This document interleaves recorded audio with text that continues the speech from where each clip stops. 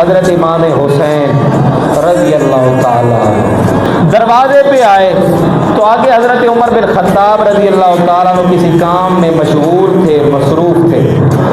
تو حضرت امام حسین واپس چلے گئے کہ حضرت عمر بن خطاب رضی اللہ تعالیٰ عنہ حضرت امام حسین کے گھر آتے ہیں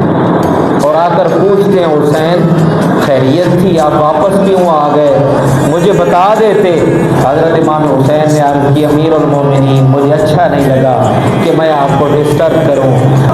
تو حضرت عمر بن خطاب نے کیا کیا، اپنے سر سے عمامہ اتارا، دستار اتاری، اتار کے کہا اے حسین یہ جو میرے سر کے بال ہیں نا یہ بھی آپ لوگوں کی وجہ سے ہے۔ اگر اللہ رب العالمین نے آج مجھے یہ سر دیا ہے اور یہ جو آج اللہ تعالیٰ نے ہمیں شان اور عظمت دی ہے یہ بھی آل رسول کی وجہ سے۔